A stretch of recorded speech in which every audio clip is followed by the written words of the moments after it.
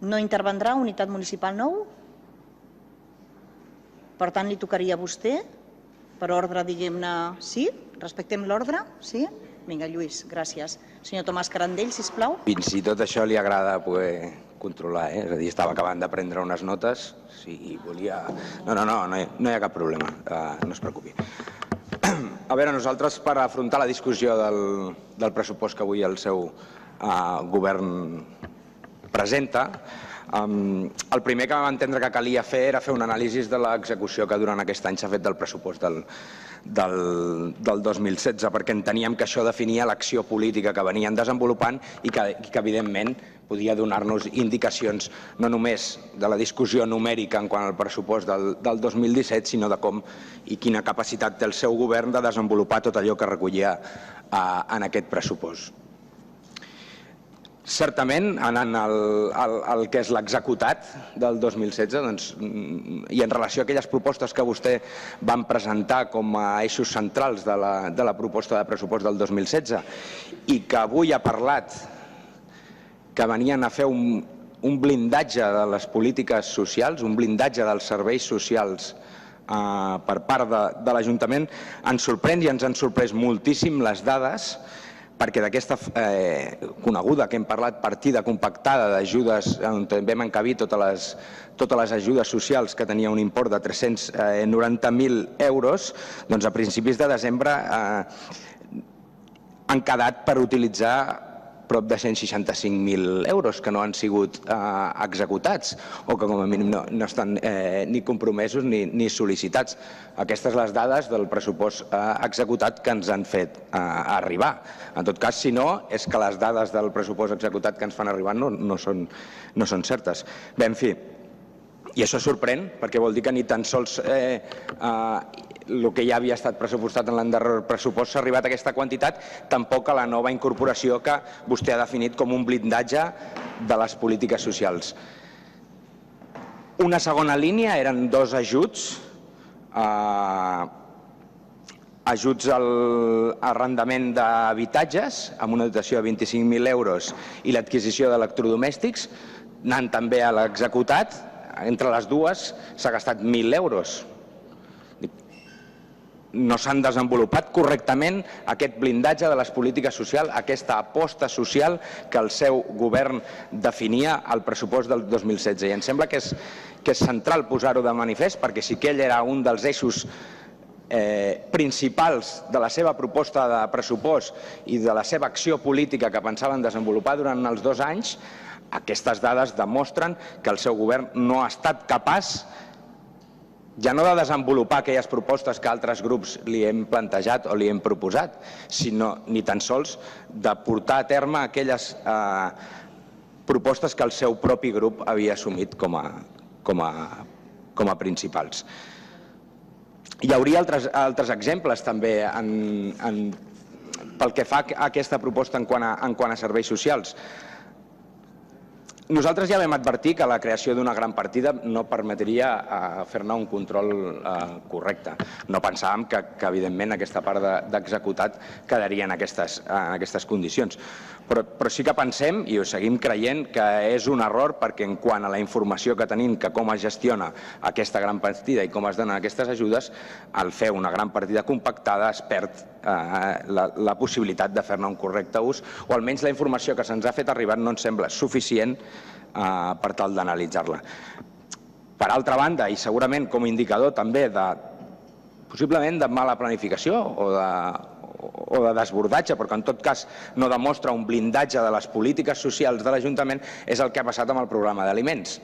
que potser és a la contrària, no? És a dir, que ha calgut incorporar i tot i així s'han acabat faltant diners per aquest programa. Entenem que això ha de fer una parada de reflexió en quina és la gestió que està fent el govern d'allò que aprova com a pressupost, perquè no només es tracta de discutir sobre les partides i les quantitats numèriques, sinó d'aquesta acció política que es desenvolupa a partir del que es proposa, s'aprova. Afegir això el que ha sigut la gestió del pla de reactivació, la incorporació dels romanents de tresoreria, que tampoc coneixem l'estat d'execució real de totes aquelles propostes que van formar part del pla de reactivació. No coneixem una situació real de quins són els projectes que estan en marxa, quins estan pendents. El que sí sabem, i demostra perquè hi ha un gruix de projectes sobre els que tornen a estar una altra vegada sobre la taula en la discussió d'aquest pressupost, tornaran a estar una altra vegada sobre la taula en la discussió dels romanents, és que n'hi ha molts que no s'han dut a terme i per tant tornaran a passar a romanents o el que sigui. I això demostra també una deficient gestió. Una deficient gestió. Podem tornar, com fa vostè en la memòria política, a fer referència a la Casa de la Vila. Podem passar-nos la vida fent referència a la Casa de Vila, que s'hauria d'haver obert al desembre del 2015 i que amb una mica de sort al desembre del 2007 estarà oberta. Amb una mica de sort. Podem parlar del local, altra vegada. Parlar del local altra vegada. Tornar a pressupostar el local un altre cop al pla de reactivació al local. Podem incloure el teatre, el castell, Sant Pau, és a dir, els pavellons que també tornaran a formar part de la mateixa discussió, moltes vegades el mateix projecte, perquè no s'està ni tan sols executant allò que el govern ha assumit que volia fer. A la majoria de casos el que cal és obrir-los d'una vegada. Hi ha equipaments que reclamen que s'obrin d'una vegada. No cal anar-los presentant en cada pressupost o que tornin a formar part de l'eix central de la seva acció política si no han sigut capaços de dur-los a terme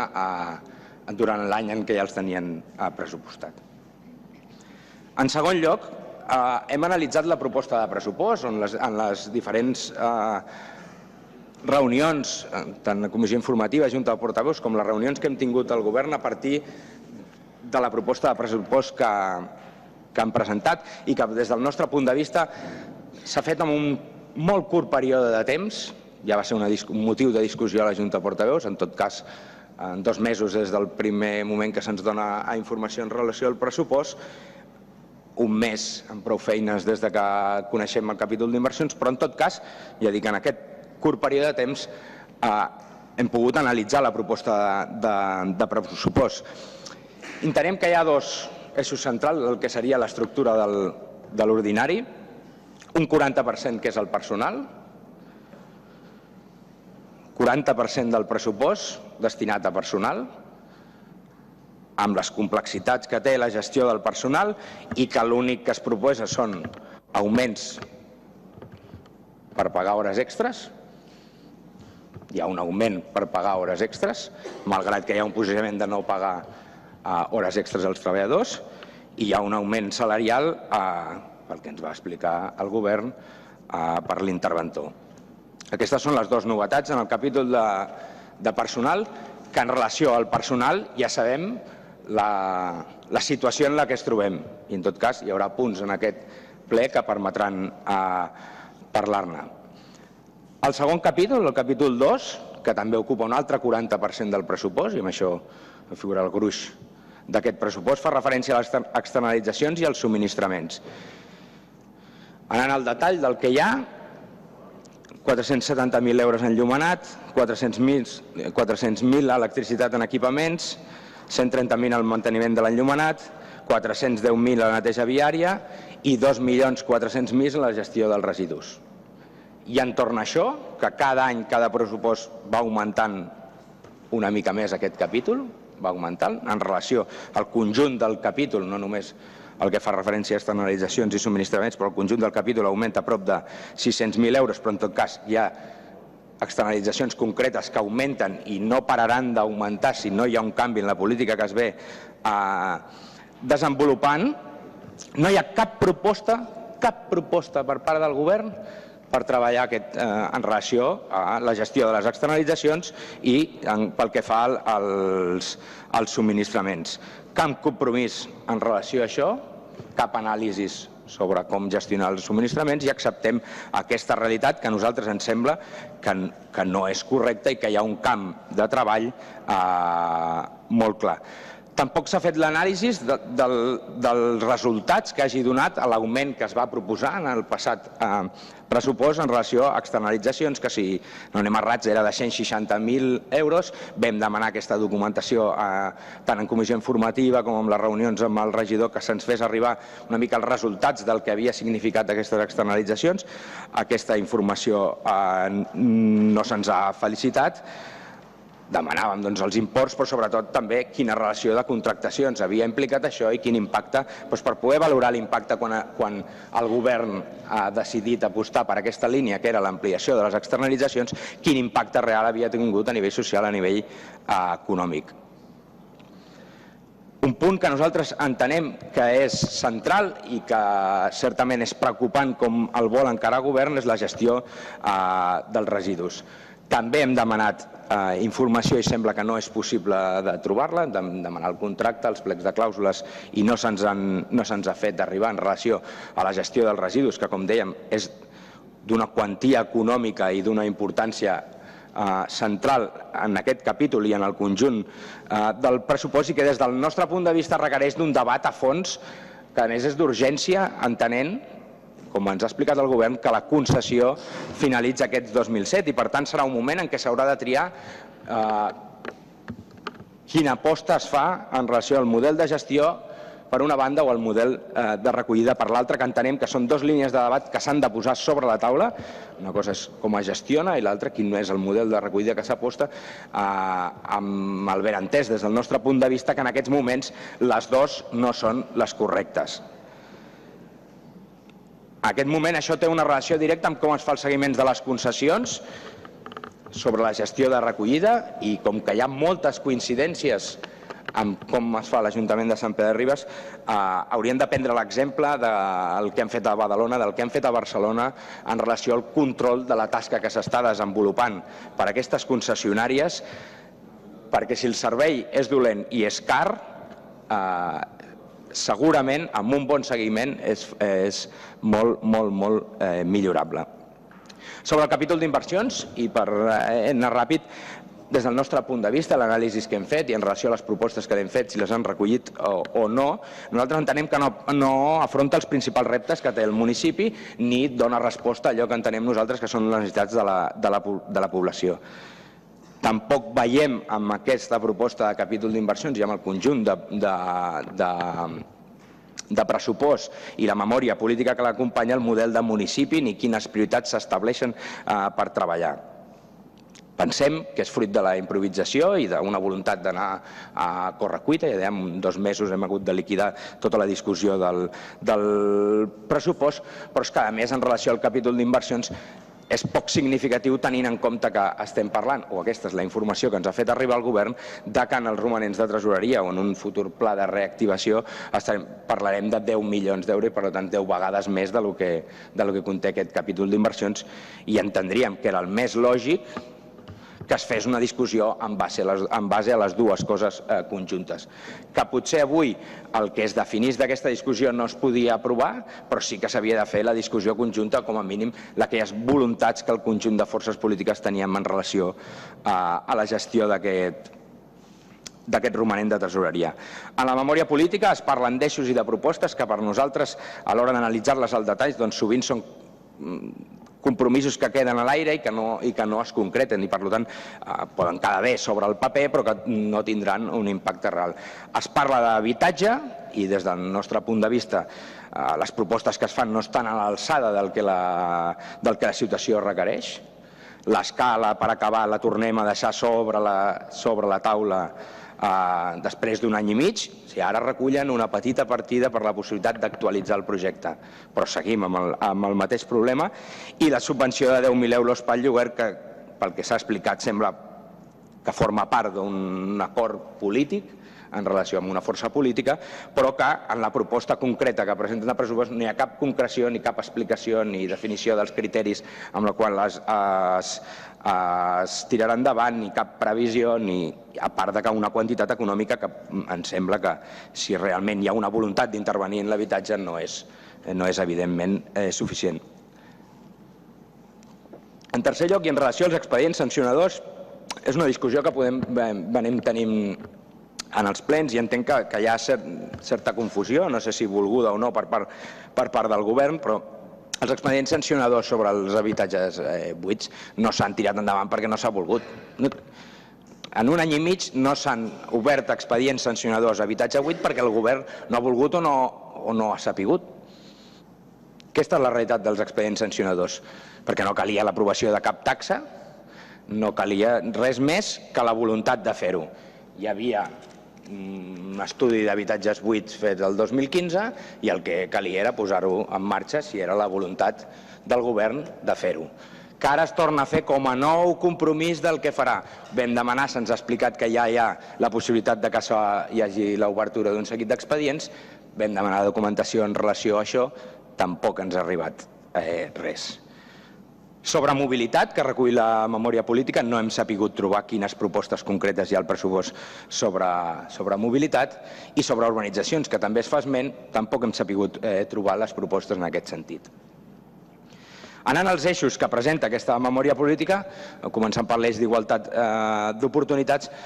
totalment d'acord amb les línies tant d'ampliació del SAT com amb l'aportació per la millora de les llars d'infants, tant de les condicions de les treballadores com el preu públic. És una línia que venim repetint en els darrers anys i que ens sembla que és un encert. Per una banda, si hi ha les necessitats socials, doncs el SAT s'ha d'anar ampliant per poder cobrir-les, i per l'altra, la millora de les llars d'infants i de les condicions. Però des del nostre punt de vista, aquí s'acaba l'eix d'igualtat d'oportunitat. Les beques d'ajudes a les que ha fet referència de matrícules universitàries o a cicles formatius, entenem que aniran al gran paquet d'ajudes de serveis socials, però les bases d'execució del pressupost i les subvencions no recull aquesta possibilitat. És a dir, no ho sé si és una realitat o és una altra voluntat que expressa el govern que a l'hora de materialitzar-se no es concretarà. Entenem que hi ha un problema greu en quant a igualtat d'oportunitats a les polítiques socials, que és una manca de planificació i una incapacitat d'execució del govern que des del nostre punt de vista deixen aquest eix completament desdibuixat. El segon eix, el de l'economia local, després de la insistència, aquesta és la nostra percepció dels diferents grups polítics en relació a aquest pla d'emprenedoria que vostè fa esment, que barregen emprenedoria, les cooperatives, tot un seguit de coses amb la idea de fer subvencions. Al final ens han enviat unes línies de treball. De la resta no coneixem res més. Dels plans d'ocupació és una notícia que apareix de cop en la comissió informativa en relació a que es podia utilitzar el fons de contingència, que aquesta és una novetat que no coneixíem perquè en el passat se'ns va dir que el fons de contingència era impossible de tocar. Impossible, perquè li vam demanar que es busquessin totes les possibilitats d'utilitzar el fons de contingència de 3 milions que va quedar en el pressupost del 2016, ens va dir que no, i ara sí que s'ha donat aquesta possibilitat. Una fantàstica notícia. Esperem també que puguem debatre també o participar del debat de com es configuren aquests plans d'ocupació que vostè en diu que és municipal i que és la primera vegada que es fan. I sobre els espais d'empresa i el viver d'empresa, tampoc són nous perquè ja formaven part també de l'anterior pressupost del capítol d'inversions i dels romanents. Ara els tornem a col·locar i serà, pel que hem entès, per la redacció dels projectes, quan almenys la nostra força política no té clar què és el que es vol fer. A part del projecte, diguéssim, d'obra, no sabem ben bé què és el que es vol dedicar a aquest espai. De l'eix de territori és per espai públic. El govern ens porta propostes en la memòria política, fem referència, que no estan presents en el pressupost. Es parla de la xarxa de clavegueram, es parla de la xarxa d'aigua. Sabem per les converses amb el govern que això, la voluntat és incloure en el pla de reactivació o en la incorporació de romanents, però en aquest pressupost no hi ha res d'això. I tampoc, i ens preocupa, que no es faci esment a la necessitat de fer un seguiment acurat d'aquestes concessions perquè en molts casos part d'aquesta inversió li correspon a l'empresa concessionària i no a l'Ajuntament. Més si estem parlant d'unes quanties econòmiques molt elevades. En tot cas, i això ve a una dinàmica general, que sobre les concessions s'hauria de fer una parada i un estudi al detall de com s'estan desenvolupant, perquè, com dèiem, és un 40, un 30 llarg % del pressupost i, per tant, hauríem de tenir l'exigència de tenir-lo com a eix central de treball. També es parla de la gestió de l'habitatge de lloguer social. Un any i mig després, malgrat seguim sense veure cap documentació, però sí que sembla que per fi aconseguirem fer via l'entitat del tercer sector la gestió dels habitatges de lloguer social, exclusivament d'aquests habitatges que estan amb criteris de lloguer social. Com dèiem abans, els expedients a l'habitatge no s'ha començat o no tenim notícies que s'hagi començat i l'escala per acabar seguiran al mateix lloc i s'inclou un arranjament de façanes que crec que és per un valor de 25.000 euros sobre el que tampoc, almenys o no ho hem sabut trobar, l'explicació de que arranjament de façana relacionat amb els grafitis, aquesta és l'explicació que es dona, però tampoc hem sabut trobar cap mena de documentació que desenvolupi què és el que es vol fer ni concreció. Molts d'aquests temes són temes que han anat sortint durant la legislatura i que sembla que, malgrat hi ha debat, hi ha posicionament, hi ha inclús sovint consensos molt amplis sobre el que s'ha de fer, els costa i els costa molt concretar les accions a desenvolupar.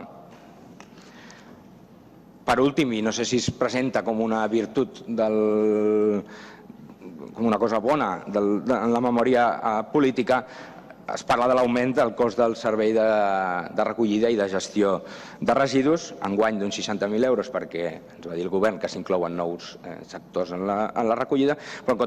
en tot cas es suma als 70.000 euros que ja es va augmentar l'any passat i que, com dèiem, cal plantejar fins quan podem seguir augmentant o quin és el futur del servei de recollida i gestió de residus. Per últim, l'eix de democràcia, transparència i participació, que al nostre entendre brilla per la seva absència i del qual només podem destacar el desenvolupament dels pressupostos participatius que es poden presentar com es vulguin, però no deixen de ser fruit de la iniciativa dels grups de l'oposició i un projecte en el que hi hem treballat totes les forces polítiques conjuntament, com ha explicat l'alcaldessa. Però que, i permeti'ns que li tornem a dir, igual que vam fer en el darrer ple, en allò en què ha hagut de gestionar el govern, des del nostre punt de vista, no ha estat a l'alçada i podria haver estat millor encara el procés si s'hagués fet correctament. Un apunt, i dit perquè ho he anat repetint amb diferents de les qüestions que comentàvem, creiem que el govern ha de fer un replantejament a com dona resposta a aquelles demandes d'informació, de documentació en relació a aquest curt període de temps en què hem discutit el pressupost, perquè almenys des de la nostra formació política ens manca molta de la informació que hem anat demanant de forma reiterada al govern i no se'ns ha fet arribar.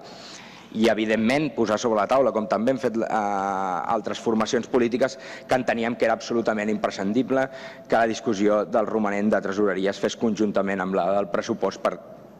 tenir una visió global de què és el que s'havia de fer, més quan aquest romanent de tresoreria, com deia abans, eren 10 milions, 10 vegades més que el que inclou el capítol d'inversions. Dit tot això, nosaltres hem anat a les reunions amb el govern, ho vam expressar també en el darrer ple quines eren els nostres eixos centrals i quines aquelles propostes que presentàvem en relació al pressupost i a l'acció política que desenvolupa el govern. Nosaltres tenim un seguit de propostes d'eixos que entenem que haurien de formar part del debat públic i polític i que aquest s'hauria de donar en condicions democràtiques, de transparència, de participació i també hi incloem amb accés a la informació. I entenem, i aquest és l'anàlisi que fem d'aquest any, que el govern s'ha negat de forma reiterada en el plenari quan hi ha hagut la voluntat d'obrir determinats debats a que es produïssin lliurement, que tots els grups municipals poguessin analitzar i aportar tot allò que consideràvem i s'ha fet una política d'esquivar que entenem que impossibilita un correcte anàlisi i un seguiment de cada temàtica que permetés fer una definició correcta de les necessitats de cada àmbit i les possibilitats a partir de la informació de la que disposa l'Ajuntament que, com deia abans, molt sovint no arriba als grups municipals. El primer és que, i hem comentat moltíssimes vegades, era el d'habitatge i que entenem que és un eix que ha de ser fonamental i d'urgència total. Entenem que és un eix que ha de partir de l'anàlisi de la situació real al municipi, de les necessitats i de l'estat, del mercat i de l'estat de l'habitatge, que s'hauria de valorar si cal un estudi en profunditat de quina és la situació, a més de l'habitatge buit, que ja està fet des del 2015, quina és la situació a nivell de preus, a nivell de propietat, per poder definir quines són les mesures que ens permetin intervenir de forma eficient i de forma correcta, encaminada a donar resposta a les necessitats en aquest mercat. Evidentment, aquí hi afegim també el desenvolupament de la vivenda pública, és a dir, l'acabament de l'escala, que entenem que no pot demorar-se més, o com intervenir en la vivenda privada és com fem disposar d'eines a l'Ajuntament per tal de posar en lloguer en condicions socials tot el mercat privat que tenim al municipi. Entenem que les mesures que es presenten no donen resposta a aquestes necessitats. En el passat ple li vam parlar de la possibilitat d'estudiar una borsa d'habitatge municipal o algunes condicions d'aquesta mena que permetís aquest espai per tal que aquest habitatge tingués lloc i fos per respondre a les necessitats. En segon lloc, en relació a la dinamització econòmica, nosaltres entenem que calen més mesures en aquest sentit i que el treball que faci l'Ajuntament hauria d'anar més enllà d'aquest ara problemàtic o conflictiu paquet de programes i subvencions que ens fa el SOC o que venen d'Europa en relació a les polítiques d'ocupació que venen definida i que hauríem de fer una passa endavant per tal que el municipi tingués capacitat d'encapçalar propostes, recuperar, ho dic recuperar perquè no és que s'hagi mort, però dotar-lo de contingut al centre de formació ocupacional o impulsar-lo amb tots aquells instruments que té l'Ajuntament, el Servei Local d'Ocupació, etc., per fer una política d'ocupació encaminada a transformar també aquestes realitats. Creiem que s'han de fer menys titulars en relació als llocs de treball i més propostes per revertir les dades d'atur. I sovint fem molts més titulars que no pas proposta. Però per fer-ho tot també entenem que cal establir un model o tenir clar o consensuar amb la resta de forces polítiques i amb el conjunt d'agents polítics i socials del municipi quin és el model de municipi cap al que treballem. Nosaltres, li hem dit moltes vegades, els 3 eixos prioritaris serien el comerç de proximitat, refer el teixit productiu i l'aposta per models sostenibles i enriquidors no només econòmicament parlant. Altres vegades, una de les propostes que moltes vegades hem posat sobre la taula és l'aposta per l'eix sociosanitari al voltant de l'Hospital Sant Camil. Més entenent que hi ha una quantitat de diners que té l'Ajuntament important, diguem, tampoc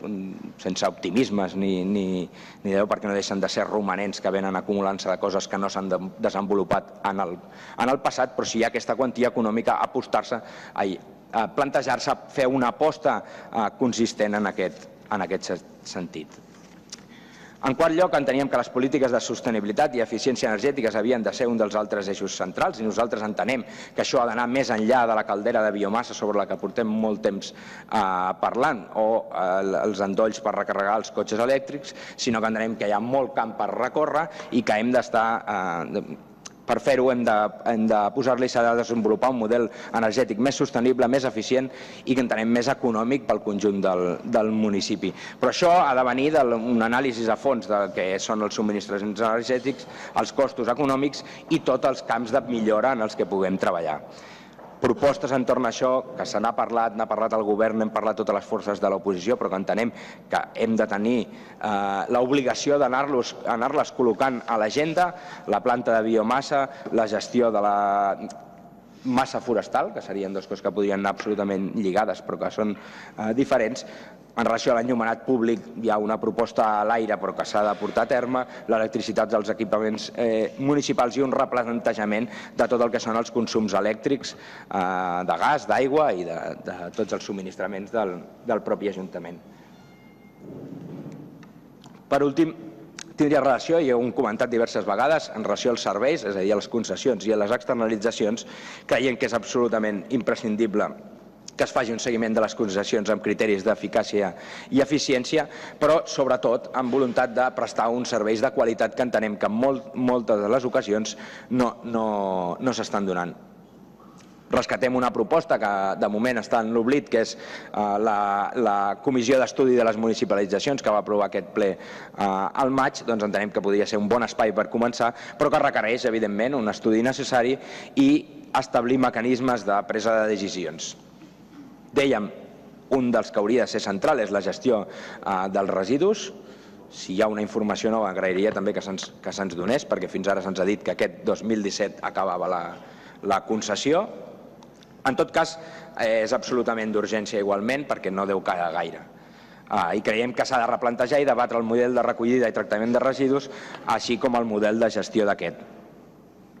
I també, en relació amb una cosa que ha comentat el govern, que és la xarxa d'aigua, la xarxa de clavegueram, també entenem que hi ha d'haver un debat a fons en un breu període de temps, i més si hi ha la voluntat d'assumir una important inversió econòmica. Perquè per nosaltres hi ha símptomes d'una mala gestió, d'una gestió poc acurada, d'un seguiment poc acurat de les concessions, i que creiem que s'ha de posar sobre la taula per tal de millorar.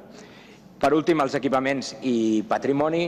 Entenem que falta una visió global, n'hem parlat moltíssimes vegades. Creiem que falta debat polític entorn a la gestió dels equipaments, a la definició d'usos i a la seva dinamització, i que creiem que hem de superar d'una vegada per totes l'etapa de l'abandonament i el tancament de tots els equipaments municipals, que hem de fer una aposta per invertir i mantenir els que estan en funcionament, per reobrir els que estiguin tancats i, sobretot, una planificació amb perspectiva de futur per donar resposta a les necessitats.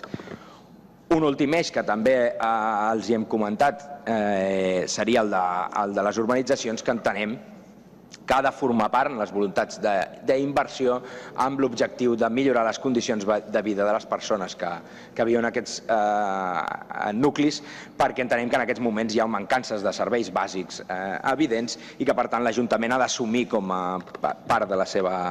responsabilitat que això es tiri endavant i se solucionin i es desencallin els processos urbanístics oberts. Per acabar, de l'anàlisi de l'acció política que ha vingut desenvolupant el govern durant aquest 2016, més en concret, com dèiem abans, de l'execució tant del pressupost com del pla de reactivació, de l'anàlisi de la proposta política i tècnica de pressupost que ens presenten avui, i el fet que entenem, des del nostre punt de vista, en les diverses reunions que hem tingut al govern que no s'han recollit, o el nostre anàlisi que no s'han recollit les propostes que nosaltres hem plantejat en aquest curt període de temps que ha durat el debat sobre el pressupost, ens deixa una situació en què nosaltres ens impedeix no només votar favorablement el pressupost pel 2017 que presenten, sinó que ens impedeix fer qualsevol gest encaminat a facilitar la seva aprovació.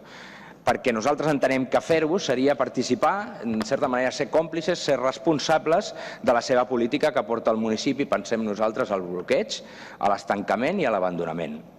Creiem que l'empitjorament de les condicions de vida dels nostres ciutadans i ciutadanes hi ha una gestió ineficaç i molt costosa dels serveis públics i els serveis bàsics. En l'anàlisi no només tenim en compte si s'han recollit o no les nostres propostes i quin és el nostre paper en l'aritmètica del ple, sinó aquesta valoració conjunta de l'acció política del govern que ens fa fixar la nostra posició. No som els únics que en aquest plenari creiem que és responsabilitat de les forces de l'oposició exigir a un govern en minoria, que només té el Partit Popular com a soci estable i continuat en el temps. Ja hem vist la llista de propostes que li han fet i que entenc que han recollit el seu govern. Deia que no som els únics que pensem que el paper de l'oposició és exigir que treballin més i millor, que aprofundeixin més en els debats, que busquin consensos polítics per confeccionar col·lectivament el futur del municipi. Però entenem que aquesta és la proposta que el govern ha tingut capacitat de presentar i en aquest sentit també ens sorprèn moltíssim l'acte de confiança, que en paraules del portaveu, que fa Fem Poble l'acció, que des del nostre punt de vista, com deien, és francament molt millorable del govern municipal, donant el suport avui al pressupost, en base a veure si demà tot el que es demana s'inclourà en la discussió del romanent i d'un nou pla de reactivació. I aquest és l'anàlisi una mica de les propostes concretes, on la majoria quedaran sobre la taula per la futura discussió. I ens sorprèn que es faci aquest acte de confiança, com deia abans, a